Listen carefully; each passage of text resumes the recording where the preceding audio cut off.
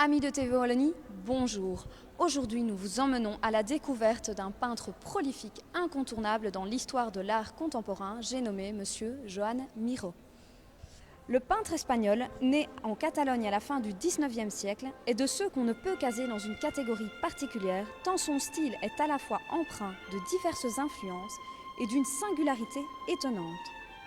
Cet artiste nous aura laissé, après sa mort en 1983, des centaines d'œuvres, peintures, lithographies, sculptures ou encore gravures. Et c'est au cœur d'un des plus beaux monuments de Wallonie, le Pouhon Pierre-le-Grand à Spa, qu'une exposition exceptionnelle lui est consacrée. Bonjour Monsieur Jean-Christophe Hubert, vous êtes le commissaire de cette exposition sur Miró organisée ici à Spa.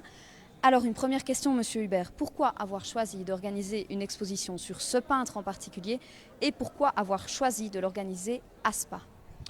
Mais donc en fait, comme toute exposition, le point de départ, c'est un ensemble d'œuvres assez remarquables qui proviennent de plusieurs collections.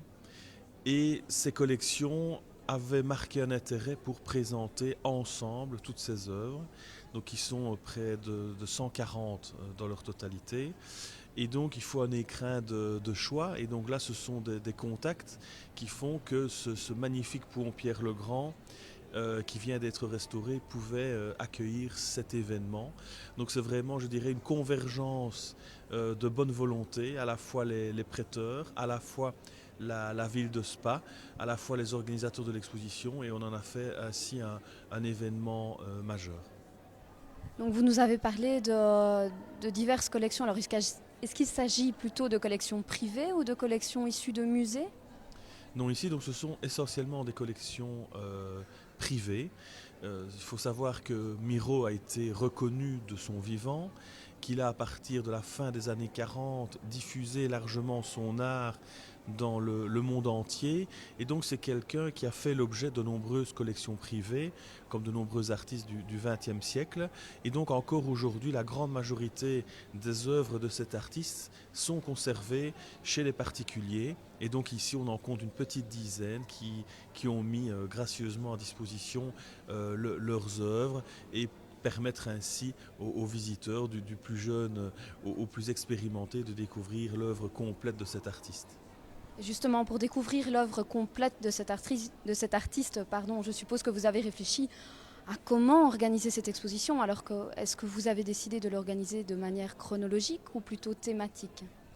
Mais forcément, la conception d'une exposition comme celle-ci dépend des œuvres dont on dispose. Nous, les œuvres qui font partie de cette exposition vont de 1948 à la fin de sa vie. Et donc forcément, on a un artiste qui est expérimenté, qui a déjà beaucoup d'expérience. On ne peut pas non plus montrer toute sa carrière et toutes les différentes facettes de son art.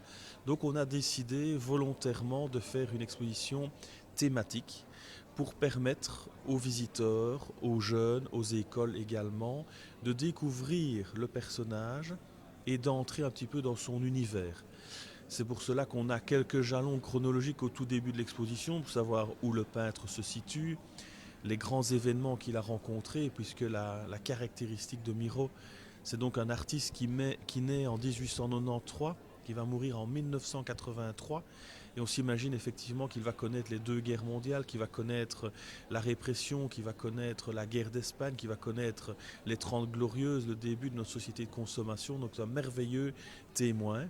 Donc ces dates sont importantes à rappeler. Et ensuite les différentes salles se succèdent pour découvrir à la fois ses thèmes, à la fois les symboles, les matières, son atelier, les différents styles qu'il utilise durant la deuxième moitié de sa carrière.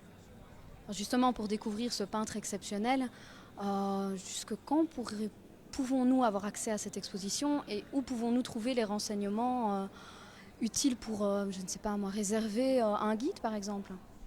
Oui, donc l'Office du tourisme de Spa qui gère l'exposition au quotidien est disponible 7 jours sur 7.